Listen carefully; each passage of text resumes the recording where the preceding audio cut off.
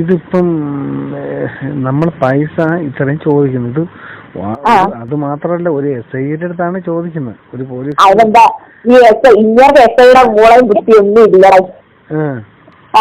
അത് വേറെ കേസുണ്ട്. ഇങ്ങനെ നമ്മള് ചോദിക്കുന്ന ഒരു പോലീസ് എന്തായാലും നിയമവശങ്ങൾ എന്തായാലും ഇങ്ങനെയൊക്കെ അറിയാതിരിക്കൂല. അല്ല, എന്തായാലും ഇങ്ങേർക്കറിയാം. ഇങ്ങേർക്ക് ഇപ്പൊ ഞാൻ എന്റെ നാട്ടിന്റെ തുമ്പത്തിരിക്കും ഇങ്ങേറെ പണി പോകുന്ന കാര്യം. ഇങ്ങനെ അതിലാണ് ഇങ്ങനെ പേടിച്ചിരിക്കുന്നത്. കാര്യം എന്ന് വെച്ചാൽ ഇങ്ങനെ പ്രൊമോഷനൊക്കെ ക്യാൻസൽ ചെയ്തുള്ളവരെല്ലാം അങ്ങേടുത്ത് പറയാൻ ഇതില് ഈ 3 ലക്ഷം രൂപ മേടിച്ചെന്ന എനിക്ക് എത്ര രൂപ വരും? 1 ലക്ഷം രൂപ 1 ലക്ഷം രൂപ എനിക്ക് തരണം. അല്ലാതെ എന്നെ തേക്കരുത്, അല്ലാതെ എനിക്ക് തേക്കുന്ന സ്വഭാവമൊന്നുമില്ല. നമസ്കാരം. കാമഭ്രാന്തന്മാരായ CPM നേതാക്കന്മാരുടെ തനിനിറം വെളിവാക്കുന്ന കുറേ വീഡിയോകൾ ഞാൻ ഇതിനകം പുറത്തുവിട്ടിട്ടുണ്ട്. പണ്ട് കാലത്ത് CPMൽ ഏതെങ്കിലും ഒരാൾ സദാചാര വിരുദ്ധമായ നടപടികളുമായി മുന്നോട്ട് പോയാൽ അവരെ അപ്പോഴേ പാർട്ടിയിൽ നിന്ന് പുറത്താക്കും. എന്നാൽ ഇപ്പോൾ അതൊരു പ്രധാനപ്പെട്ട സവിശേഷതയായിട്ടും അത് ഗുണമായിട്ടുമാണ് പാർട്ടി കരുതുന്നത് എന്ന് വേണം അനുമാനിക്കാൻ. പ്രമുഖരായ മാർക്സിസ്റ്റ് പാർട്ടിയുടെ നേതാക്കന്മാർക്ക് പെണ്ണ് പിടുത്തമുണ്ട്, അതേപോലെ കാമഭ്രാന്തന്മാരാണ്, അതേപോലെ കൈക്കൂലി വാങ്ങും എന്നൊക്കെ പറഞ്ഞാൽ അവർക്ക് പ്രത്യേക സ്ഥാനവും മാനവും കിട്ടുന്ന ഒരു കാലഘട്ടമാണ്. പാവപ്പെട്ട CPM അണികൾ ഇതൊന്നും അറിയില്ല. പാവം അവർ അന്ധമായി വിശ്വസിച്ചിരിക്കുന്നത് ഈ നേതാക്കൾ പുണ്യാളന്മാരാണ്, ഇവിടെ വലിയ വിപ്ലവം വരാൻ പോണു, പട്ടിണി പാവങ്ങൾക്ക് മോചനം കിട്ടാൻ പോകുന്നു എന്നൊക്കെ ആണ്. എന്നാൽ ഈ അടുത്ത കാലത്ത് നമ്മുടെ ആശാ വർക്കർമാരുടെ സമരം വന്നപ്പോഴാണ് CPMൻ്റെ സമുന്നത നേതാക്കന്മാരുടെ തനിനിറം പുറത്തായത്. CITUവിൻ്റെ അഖിലേന്ത്യാ പ്രസിഡൻ്റൊക്കെയായ നമ്മളെ എളമരം കരീം പറയുന്നത് കേട്ട് നമ്മൾ നാണിച്ചു തല താഴ്ത്തി പോകും. കാരണം അദ്ദേഹം മുമ്പ് ഗാളിയോറയോൺസിൽ സമരം നടത്തിയൊരു കാലഘട്ടത്തിൽ ഞാൻ അദ്ദേഹത്തെ കണ്ട് ഇൻ്റർവ്യൂ നടത്തി. അന്നൊരു ഈർക്കിൽ മാതിരി വരുന്ന ഒരാളായിരുന്നു ഈ എളമരം കരീം. പിന്നീട് തടിച്ചു കൊഴുത്തു, മുതലാളിമാരുമായി സെറ്റിൽമെൻ്റ് ആയിരുന്നു പല സമരങ്ങളും. അങ്ങനെ ഒരു സായിപ്പിനെ പോലുള്ള ഒരു ജീവിതമാണ് പിന്നീട് അദ്ദേഹം വ്യവസായ മന്ത്രിയായതോടുകൂടി നടത്തിയത്. കോടിക്കണക്കിന് രൂപ വിദേശത്തും സ്വദേശത്തും ഉണ്ടാക്കിയിട്ടുള്ളതിൻ്റെ ഞെട്ടിക്കുന്ന വിവരങ്ങൾ വന്നതിൻ്റെ ഫലമായിട്ടാണ് കോഴിക്കോട് നിന്ന് അദ്ദേഹത്തെ തോൽപ്പിച്ചു വിട്ടത്. എന്നാൽ പെണ്ണുപിടുത്തം എന്ന് പറയുന്ന ഒരു പ്രത്യേക കലയായിട്ട് പാർട്ടിയിൽ വളർന്നുകൊണ്ടിരിക്കുകയാണ്. അതിൻ്റെ ഏറ്റവും വലിയ സംഭവമാണ് മുകേഷും കടകംപള്ളിയും. അശ്വതി എന്ന് പറയുന്ന പെൺകുട്ടിയോട് പുലർക്കാലത്ത് മഴക്കോട്ടിട്ട് വരണമെന്ന് പറയുന്ന സംഭാഷണം നമ്മൾ കേട്ടിട്ടുണ്ടാകും. എന്നാൽ കടകംപള്ളിയോട് ഹണി ട്രാപ്പിലൂടെ 50 ലക്ഷം വാങ്ങി എന്ന് പറയുന്ന കാര്യം ക്രൈമാണ് പുറത്തുവിട്ടത്. മാത്രമല്ല ഇവർ തമ്മിലുള്ള സംഭാഷണവും പുറത്തുവിട്ടത് ക്രൈമാണ്. ഇതേപോലെ തന്നെയാണ് നമ്മുടെ മുകേഷുമായിട്ടുള്ള 7ഓളം സംഭാഷണങ്ങളാണ് ഞാൻ പുറത്തുവിട്ടിട്ടുള്ളത്. അതിൽ കാമഭ്രാന്തനായ മുകേഷ് ഓരോ ദിവസവും ഓരോ ഭാര്യയില്ലാത്ത സമയത്ത്, വീട്ടുകാരില്ലാത്ത സമയത്ത് അശ്വതിയോട് വരാൻ പറയുന്നതും കെഞ്ചുന്നതും നമ്മൾ കണ്ടിട്ടുള്ളതാണ്. സിനിമാ നടികളെ മുഴുവൻ വലയിൽ വീഴ്ത്തി വ്യഭിചരിക്കുന്ന ഈ നടൻ ബലാത്സംഗ കേസിൽ മാത്രമല്ല ശരിക്കും തൂക്കിക്കൊല്ലേണ്ട ഒരു സാധനം കൂടിയാണ്. കൊല്ലം മാർക്സിസ്റ്റ് പാർട്ടി അണികളെ എത്രമാത്രം പറ്റിച്ചിട്ടാണ് ഇദ്ദേഹം വിജയിച്ചിട്ടുള്ളത്. ഇപ്പോൾ മാർക്സിസ്റ്റ് പാർട്ടി അണികൾ മുകളിലേക്ക് നോക്കി ഇങ്ങനെ ഇരിക്കുകയാണ്, ഇതിനൊക്കെ വിപ്ലവം വരും എന്ന് പറഞ്ഞിട്ട്. ഏത് മുകേഷിനെ പോലുള്ള ആളുകളെ വെച്ചിട്ടാണോ വിപ്ലവം വരുന്നത്? ഏതെങ്കിലും മാർക്സിസ്റ്റ് പാർട്ടിയുടെ ഒരു സുന്ദരിയായ ഒരു പെൺകുട്ടിയെ മുന്നിൽ കൊണ്ടുവച്ച് കൊടുത്താൽ ആ പെൺകുട്ടിയെ എങ്ങനെ വലയിൽ വീഴ്ത്താമെന്ന് പഠിപ്പിക്കാൻ മാത്രമാണ് മുകേഷിന് അറിയുന്ന കാര്യം. നാട് നന്നാക്കുന്നൊരു കാര്യം അറിയില്ല. അപ്പം മുകേഷ് 25 ലക്ഷവും ആദ്യം 50 ലക്ഷം എന്നാണ് കേട്ടത്. 50 ലക്ഷം നമ്മുടെ കടകംപള്ളിയും അന്ന് മന്ത്രിയായിരുന്നു, അദ്ദേഹത്തിന് ധാരാളം കൈക്കൂലി കിട്ടുമായിരുന്നു. അതിൽ 50 ലക്ഷം കടകംപള്ളിക്കും 25 ലക്ഷം കടകംപള്ളിയും 25 ലക്ഷം മുകേഷും നമ്മുടെ അശ്വതിക്ക് കൊടുത്തിട്ടുണ്ട്. എന്നാൽ അശ്വതി ഒരു ചെറിയ ഒരു ഹണി ട്രാപ്പുകാരിയല്ല, വമ്മസ്രാവ് തന്നെയാണ്. വലിയ പോലീസ് ഓഫീസർമാർ, സിനിമാ നടന്മാർ, സിനിമാ നടികൾ, സംവിധായകർ, അതേപോലെ മന്ത്രിമാർ, ഇവരെയൊക്കെയാണ് ഹണി ട്രാപ്പിൽ പെടുത്തിയിട്ടുള്ളത്. അതുവഴി മാനം നഷ്ടപ്പെടാതിരിക്കാൻ, ബലാത്സംഗത്തിൽ പെടാതിരിക്കാൻ എത്ര ലക്ഷമാണെന്ന് അറിയാമോ വാങ്ങുന്നത്? 50 ലക്ഷം. ഇപ്പോൾ 1 കോടിയൊക്കെയാണ് പലരും ചോദിക്കുന്നത് എന്നുള്ള വിവരമാണ്. DYSP റാങ്കിലുള്ള പോലീസ് ഉദ്യോഗസ്ഥന്മാരെ വരച്ച വരയിൽ നിർത്തിക്കൊണ്ട് പണം വാങ്ങുന്നതിൻ്റെ കൃത്യമായ തെളിവുകളാണ് ക്രൈമിന് കിട്ടിയിട്ടുള്ളത്. ഏകദേശം 20ഓളം പേരിൽ നിന്ന് ഇതേപോലെ ഹണി ട്രാപ്പിൽപ്പെടുത്തി ഈ പറയുന്ന അശ്വതി പണം വാങ്ങുന്നതിൻ്റെ സംഭാഷണങ്ങളാണ് ക്രൈമിൻ്റെ കൈവശമുള്ളത്. അതിന് ഫോട്ടോകളാണുള്ളത്. അപ്പോൾ അങ്ങനെയുള്ള ഈ പറയുന്ന അശ്വതി, ഹണി ട്രാപ്പുകാരി അശ്വതി, അച്ചു എന്ന് പറയുന്ന തട്ടിപ്പുകാരി പണം എങ്ങനെ വാങ്ങണം, ബലാത്സംഗം ഒന്നും ഒരു പ്രശ്നമല്ല, ബലാത്സംഗമൊക്കെ പൈസ കിട്ടിക്കഴിഞ്ഞാൽ ബലാത്സംഗമില്ല എന്ന് പറയുന്ന ഫോൺ സംഭാഷണമാണ് ഞാനിപ്പോൾ പുറത്തുവിടുന്നത്. അതൊന്ന് കേൾക്കാം പൂർണ്ണമായി. ചെറിയൊരു ഭാഗമാണ് തുടക്കത്തിൽ കൊടുത്തിട്ടുള്ളത്. ഹലോ, പറഞ്ഞോളൂ. എടാ ഇപ്പം മറ്റേ ചേട്ടൻ എന്ന് വിളിച്ചായിരുന്നു. അപ്പൊ ചേട്ടന് ഇപ്പം ഈ കാര്യം അറിഞ്ഞതുകൊണ്ട് ചൂന് അറിയാൻ ചേട്ടൻ ഈ കാര്യം അറിയുന്നുണ്ട്. അപ്പം ചേട്ടൻ അങ്ങനെ എപ്പോഴും പോകാൻ പറ്റത്തില്ലല്ലോ. ചേട്ടൻ പറഞ്ഞു നാളെ ഇന്ന് ലീവാണ്, നാളെ ഓഫീസിൽ പോകുന്നു പറഞ്ഞു. അപ്പൊ ഇന്ന് ലീവാണെന്ന്. അപ്പൊ ചേട്ടൻ നാളെ ഒരു 10:30 വെച്ച് ഓഫീസിൽ പോയിട്ട് അങ്ങോട്ട് പോയി പറയാം. കാര്യം ചേട്ടൊക്കെ പേടിച്ചിരിക്കുന്നത് ഞാൻ ഈ പരാതി കൊടുത്തുകൊണ്ട് ചേട്ടാ. അപ്പൊ മാത്രമല്ല പിന്നെ അങ്ങ് സംസാരിച്ചിടത്തോളം വെച്ച് ഇങ്ങനെ മൈൻഡിൽ ഇരിക്കുന്നതെന്ന് വെച്ചാൽ ഞാൻ ഇനി വല്ലതും ചെയ്യുക. കാര്യം ഇങ്ങനെ കയറൊക്കെ ഞാൻ എന്റെ നിലമ്പറത്തതൊക്കെ ഇങ്ങനെ ഇതായിട്ടിരിക്കുന്നു. ഞാൻ മനസ്സിലായില്ലോ അങ്ങേര് കാരണം ഞാൻ ഇനി വല്ലതും ചെയ്യൂ എന്നൊക്കെയുള്ള കാര്യം. പിന്നെ ചേട്ടൻ നാളെ രാവിലെ 10:30 ആകുമ്പോഴേക്കും അങ്ങോട്ട് പോയി കയറി കണ്ടിട്ട് പറയാം. വേറെ പ്രശ്നങ്ങളൊന്നുമില്ല. പരാതി ഞാൻ ഒരു കാര്യം നീ വിളിച്ചിട്ട് പറ, രതീഷ് എന്നും പറഞ്ഞിട്ട് എന്റെ അവിടെ വരാം. ചേട്ടനുമായിട്ട് ഒന്ന് സംസാരിക്കാനുള്ള സാഹചര്യം ഉണ്ടാക്കി കൊടുക്കാമെന്ന് ചോദിക്കണം. അപ്പൊ ഇയാളൊരു കാര്യം നാളെ എന്തായാലും പോവും. നാളെ എന്തായാലും ഡ്യൂട്ടിക്ക് പോകും. അല്ല പോകുന്നല്ല, നീ ഒന്ന് അത് തന്നെ ഒന്ന് ഒപ്പിച്ച് കൊടുക്കാമോ എന്ന് ചോദിക്കണം. അപ്പോഴത്തേക്ക് എന്ത് കാര്യം, അതെന്താ പുള്ളി വരുന്നതെന്ന് ചോദിക്കും. അത് പുള്ളി ഒരു പക്ഷേ ഇങ്ങേരടുത്ത് ഞാനതൊന്ന് പറയാം. ചേട്ടാ ഈ സെറ്റിൽമെന്റ് ഇത് വേണ്ട, അങ്ങനെ പറയണ്ട. അങ്ങനെ ഒന്നാമത് അങ്ങേരെ മുന്നേ എനിക്കൊരു നല്ലൊരു ഇമേജ് ഉള്ളതാ. ഈ സെറ്റിൽമെന്റിലുള്ള കാര്യം മാത്രം പറഞ്ഞാൽ വേറെ ആരോടും പറയണ്ട. വേറെ ഒറ്റ കുഞ്ഞുങ്ങളെ പറഞ്ഞാലും മണ്ടത്തരവാ മനുഷ്യത്. നിനക്കുള്ള അത്ര എക്സ്പീരിയൻസ് എനിക്കില്ല, അതുകൊണ്ടാണ് ഈ പറയുന്നത്. അതാ പറഞ്ഞ മണ്ടത്തരമാണത്. അങ്ങനെ മൂവ് ചെയ്യണമെന്നാണ് നീ പറയുന്നത്. മൂവ് ചെയ്യുന്നത് എങ്ങനെയാന്ന് ചോദിച്ചാൽ ഇപ്പൊ ഞാൻ പറയാം, ഇയാളൊരു ഞാൻ രാവിലെ വിളിച്ച് ഞാൻ പറയുന്നതെന്ന് വെച്ചാൽ ഇങ്ങനെ അങ്ങനെ പെണ്ണുമ്പോൾ നാളെ രാവിലെ ഡ്യൂട്ടിക്ക് പോകും. അപ്പം ഞാൻ ജസ്റ്റ് അവിടുത്തെ നമ്പറിങ്ങനെ വിളിച്ചു.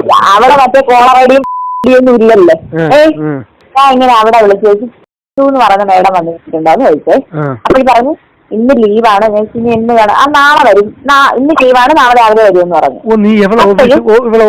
ചോദിച്ചു. അപ്പൊ എന്നിട്ടാണ് ഞാൻ മറ്റേ വിളിച്ചു പറഞ്ഞു ചേട്ടാ സിസ്റ്റു ഇന്ന് ലീവാണ്, ഇന്ന് പോകണ്ട, നാളെ പോയാൽ മതി എന്ന് പറഞ്ഞു. അപ്പൊ സിസ്റ്റർ എന്നോട് പറഞ്ഞു അവിടെ ഉണ്ടെങ്കിൽ എപ്പോഴും പോയി കഴിഞ്ഞാൽ അവർക്ക് അതൊരു ബുദ്ധിമുട്ടെന്ന് വെച്ചാൽ ഒരു മാനസികമായിട്ട് അത് ഫീൽ ചെയ്യും. മനസ്സിലായില്ലേ?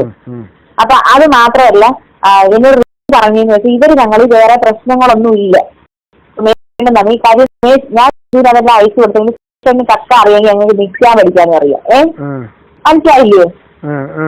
ഇല്ലെന്നുണ്ടെങ്കിൽ വേറെ ഏതെങ്കിലും വേറെ ഏതെങ്കിലും പെണ്ണുങ്ങളായിരുന്നെങ്കിൽ ഈ കാര്യം തെളിവടക്കം ഇങ്ങനെ ഞാൻ തന്നെ സെക്സ്വൽ റിലേഷൻ എല്ലാം ഉണ്ടെന്ന് അറിഞ്ഞാൽ എന്ത് വരുന്ന അവസ്ഥ ഒന്ന് ആലോചിച്ചു. അപ്പൊ ഇങ്ങനെ കക്കാൻ പഠിച്ച ഇങ്ങനെ തന്നെ പറയില്ലേ, ഇങ്ങനെ കക്കാൻ പഠിച്ച ഇങ്ങനെ നിൽക്കാനും അറിയാനുള്ള കാര്യം അറിയത്തില്ലേ? ഇത് നീ ഇത്രയും പറഞ്ഞിട്ട് അവക്ക് യാതൊരു ഇതും ഇല്ല, കുലുക്കമില്ല. അപ്പൊ അത് മാത്രമല്ല എനിക്ക് ഈ പൈസ അങ്ങനെയാണെങ്കിൽ ചോദിക്കുമ്പം അതിന്റെ ഒരു ഇതും കൂടെ നമ്മൾ ഡീറ്റെയിൽ ആയിട്ട് ചോദിച്ചില്ലെങ്കിൽ പണി കിട്ടും. അത് മാത്രമല്ല പിന്നെ വേറൊരു കാര്യം, ഇങ്ങനെ ഇപ്പൊ ഈ ഡിപ്രഷൻ എന്ന് പറയുന്നത് ഇങ്ങനെ അഭിനയിക്കുകയാകുന്നത് ഒരു കാര്യം പെണ്ണുപിള്ളയുടെ മുന്നിൽ പിടിച്ചിരിക്കാൻ വേണ്ടി അഭിനയിക്കുകയാകുന്നത് എനിക്കൊരു സംശയമില്ലായിരുന്നില്ല. മനസ്സിലായില്ലേ? അപ്പൊ ഞാനൊരു കാര്യം ചോദിക്കട്ടെ ചേച്ചി, ഇതിപ്പം നമ്മൾ പൈസ ഇത്രയും ചോദിക്കുന്നത് അത് മാത്രമല്ല ഒരു SIയുടെ അടുത്താണ് ചോദിക്കുന്നത്, ഒരു പോലീസ്. അതെന്താ ഈ ഇങ്ങനത്തെ SIയുടെ മൂളയും ബുദ്ധിയൊന്നും ഇല്ല. അത് ഒരു സത്യ. അത് വേറെ കേസുണ്ട്. ഇങ്ങനെ നമ്മള് ചോദിക്കുന്ന ഒരു പോലീസ് എന്തായാലും നിയമവശങ്ങൾ എന്തായാലും ഇങ്ങനെയൊക്കെ അറിയാതിരിക്കൂല. അല്ല എന്തായാലും ഇങ്ങേർക്കറിയാം. ഇങ്ങേർക്ക് ഇപ്പൊ ഞാൻ എന്റെ നാട്ടിന്റെ തുമ്പത്തിരിക്കും ഇങ്ങേറെ പണി പോകുന്ന കാര്യം. ഇങ്ങനെ അതിലാണ് ഇങ്ങനെ പേടിച്ചിരിക്കുന്നത്. കാര്യം എന്ന് വെച്ചാൽ ഇങ്ങനെ പ്രൊമോഷനൊക്കെ ക്യാൻസൽ ചെയ്യാനുള്ളവർ എങ്ങനെ ആലോചിക്കും. അങ്ങേടുത്ത് പറയാൻ അടുത്ത് നാളെ ചെന്നിട്ട് കണ്ടിട്ട് പറയാം. പിന്നെ നിങ്ങൾക്ക് പൈസ നിങ്ങൾ 3 ലക്ഷം രൂപ കൊടുക്കുകയാണെങ്കിൽ മറ്റേ PHQൽ ചെന്ന് പുള്ളിയുടെ മുമ്പ് വെച്ച് തന്നെ എഴുതി ഇനി ഉപദ്രവിക്കൂല എന്നുള്ളത് എഴുതി. ഉപദ്രവിക്കില്ല, ഇനി അങ്ങോട്ടും ഇങ്ങോട്ടും ഒരു വഴക്കോ പ്രശ്നമോ ഒന്നുമില്ല. അത് അങ്ങോട്ടും ഇങ്ങോട്ടും കോണ്ടാക്ടോ കാര്യങ്ങളോ ഒന്നുമില്ല. വേറെ പ്രശ്നമില്ല. അത് കണക്ക് തന്നെ മറ്റു ട്രിവാൻഡ്രം അതെ കൊട്ടാരത്തിൽ SP ഓഫീസിലും ചെന്ന് അവള് പറയും അവൾക്ക് പരാതിയില്ല. മനസ്സിലായില്ലേ? അല്ല ഇപ്പൊ ഞാൻ കാര്യം ചെയ്യട്ടെ, ഈ പരാതി കൊടുത്തടത്ത് ചെന്ന് പറഞ്ഞ പരാതി പിൻവലിക്കാൻ പറ്റില്ല.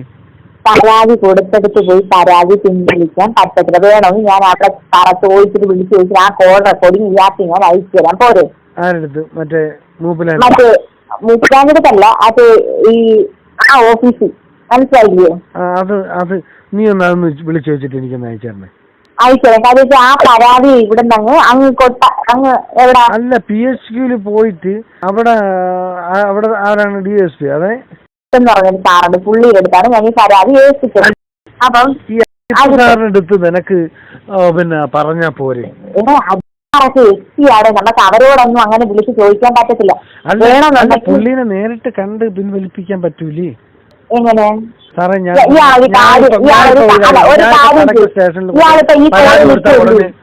പറയുന്നത് ഇയാളിപ്പോ ഈ കോളി നിൽക്കും. ഞാൻ ആ അധിഷ്ഠാന്റെ ഓഫീസിലോട്ട് വിളിക്കാം. ഇയാളെ കേട്ടോ? ഓ ശരി, അതൊക്കെ പോട്ട്, അതെല്ലാം പോട്ട്.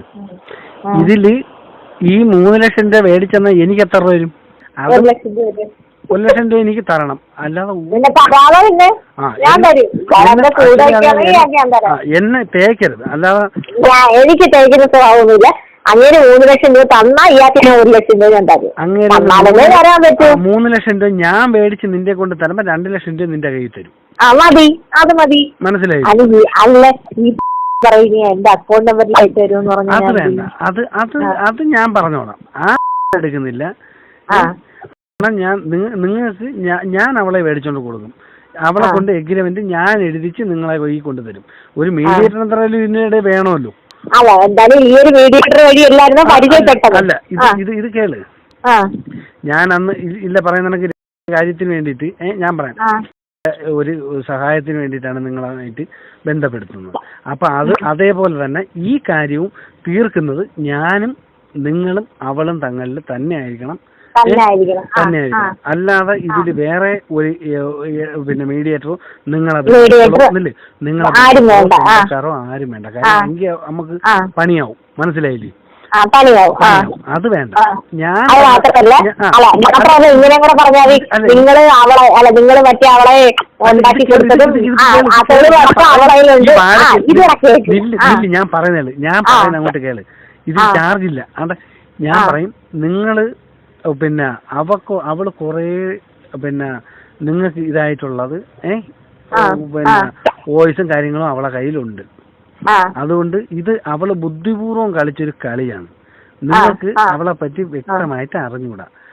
അവക്ക് പൈസ കൊടുത്ത് ഒതുക്കിയില്ലെങ്കിൽ നിങ്ങളെ പണി സുമേഷണ്ണ പോവും. അതുകൊണ്ട് ബുദ്ധിപരമായിട്ട് അവള് എന്തായാലും ഇതിന് തുനിഞ്ഞിറങ്ങിയിരിക്കുകയാണ്. അവളെ നിങ്ങൾക്ക് ഒതുക്കാൻ ഒരു കാരണവശാലും നിങ്ങളെ കൊണ്ട് പറ്റൂല. ഇത് പൈസ കൊടുത്തല്ലാതെ ഇത് ഒതുക്കാൻ പറ്റൂല. ഇത് എന്തായാലും ഇത് ചാർജ് അങ്ങ് തീർന്നു. എന്തായാലും ഞാൻ നാളെ പോയി അങ്ങേടുത്ത് സംസാരിക്കുന്നു. ഈ പൈസയുടെ കാര്യം ഞാൻ ഡീല് ചെയ്യുമെന്നുള്ള കാര്യം. പക്ഷെ 1 ലക്ഷം രൂപ എനിക്ക് തന്നിരിക്കണം. അത് ഞാൻ തരാന്ന് പറഞ്ഞത് എനിക്ക് വെറുതെ കിട്ടുന്നില്ല. 1 ലക്ഷം രൂപ ഇല്ലാത്ത തരാം. ഇയാൾ വാങ്ങിച്ചോ, എടുത്തോ. 2 ലക്ഷം കേട്ടല്ലോ. അതായത് മന്ത്രിമാരെയും അതേപോലെ പോലീസ് ഉദ്യോഗസ്ഥന്മാരെയും ഉന്നത പോലീസ് ഉദ്യോഗസ്ഥന്മാരെയും സിനിമാ നടന്മാരെയും സംവിധായകരെയും എല്ലാം വരച്ച വരയിൽ നിർത്തിക്കൊണ്ട് അശ്വതി ഹണി ട്രാപ്പിൽപ്പെടുത്തി പണം വാങ്ങിയിട്ടും ഇവറ്റകളൊന്നും പഠിക്കുന്നില്ലല്ലോ എന്നുള്ളതാണ് സത്യം. ഇവരിൽ 90% മാർക്സിസ്റ്റ് പാർട്ടിയുടെ സമുന്നതരായ നേതാക്കന്മാരെയാണ് അശ്വതി വരച്ച വരയിൽ നിർത്തി പണം വാങ്ങിയിട്ടുള്ളത് എന്നതാണ് ഏറെ സവിശേഷത. നമുക്കറിയാം, സരിത എസ് നായർ എന്ന് പറയുന്ന ഭൂലോക തട്ടിപ്പുകാരിയെ പിണറായി വിജയൻ ഉപയോഗിച്ചിട്ടാണ്, ഗണേശനും കൂടി ഉപയോഗിച്ചിട്ടാണ് നമ്മളെല്ലാവരും ബഹുമാനിക്കുന്ന ഉമ്മൻചാണ്ടിയെ തറ പറ്റിച്ചത്. ഒരു 4-5 തവണ ഉമ്മൻചാണ്ടിയെ കാണാൻ നിയമസഭയിൽ പോയിട്ടുള്ള മുഖ്യമന്ത്രിയുടെ ഓഫീസിൽ പോയിട്ടുള്ള ഈ സരിത നായർ അത് വെച്ച് പിന്നീട് നല്ല സൗഹൃദം നടിച്ച് അവസാനം പല സന്ദർഭം അവിടെ പോയതിൻ്റെ തെളിവുണ്ടാക്കി അദ്ദേഹത്തെ ഇല്ലാത്ത കള്ള ആരോപണങ്ങൾ ഉന്നയിച്ച് അദ്ദേഹം പ്രകൃതി വിരുദ്ധമായ ഉപയോഗിച്ചു എന്ന് പറയുന്ന ആരോപണമാണ് ഉണ്ടാക്കിയിട്ടുള്ളത്. അങ്ങനെ ഒരു സരിതാ നായരെ വെച്ച് ജനകീയനായ ഉമ്മൻചാണ്ടിയെ കള്ളക്കേസിൽ കുടുക്കി അങ്ങനെ ഗൂഢാലോചന നടത്തിയിട്ടുള്ള ഒരാളാണ് പിണറായി വിജയൻ. അങ്ങനെ പിണറായി വിജയൻ്റെ കീഴിൽ എന്താണ് കേരളത്തിൽ നടക്കുക എന്നുള്ളത് നമുക്കറിയാം. അതിൻ്റെ ഏറ്റവും വലിയ തെളിവുകളാണ് കടകംപള്ളിയും കടകംപള്ളിയെ കുടംപുളിയിട്ട് വാറ്റി കുടിച്ചിട്ടുള്ള നമ്മൾ അശ്വതി, അതേപോലെ മുകേഷിനെ കൊല്ലം MLA മുകേഷിനെ ഇതേപോലെ വലയിൽ വീഴ്ത്തി ഹണി ട്രാപ്പ് നടത്തി 25 ലക്ഷം തട്ടിയിട്ടുള്ള അശ്വതി, ഇതുപോലെ എത്ര നേതാക്കന്മാർ അശ്വതി വലയിൽ വീഴ്ത്തിയിട്ടുണ്ട്. ഇതുപോലൊരു പ്രവീണ പിള്ളയുണ്ട്. നമുക്കറിയാം എൽദോസ് കുന്നംപള്ളിയെ കള്ളക്കേസിൽ കുടുക്കി ഹണി ട്രാപ്പ് നടത്തിയിട്ടുള്ള അവർ കൊടുത്ത പരാതിയിൽ ആണ് എൽദോസ് കുന്നംപള്ളി ജയിലിലായത്. പിന്നീട് എല്ലാ തെളിവുകളും കോടതിയിൽ എത്തിയപ്പോഴാണ് ഞെട്ടിപ്പോയത് കോടതി.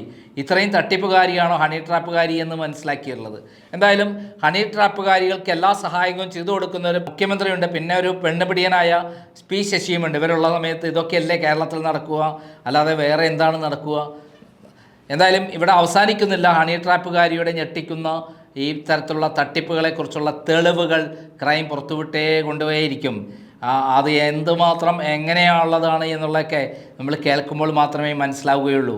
കേരളത്തിലെ രാഷ്ട്രീയ നേതാക്കന്മാർ, മന്ത്രിമാർ, സിനിമാ നടന്മാർ, സംവിധായകർ, പോലീസ് ഉദ്യോഗസ്ഥന്മാർ, ഇനി ജഡ്ജിമാരുണ്ടോ എന്ന് എനിക്കറിയില്ല. അത്രയും നാണം കെട്ട രൂപത്തിലാണ് നമ്മളെ സൊസൈറ്റി പോയിക്കൊണ്ടിരിക്കുന്നത് എന്ന് പറയുമ്പോൾ നമ്മൾ ലജ്ജിച്ച് തല താഴ്ത്തണം. നന്ദി, നമസ്കാരം.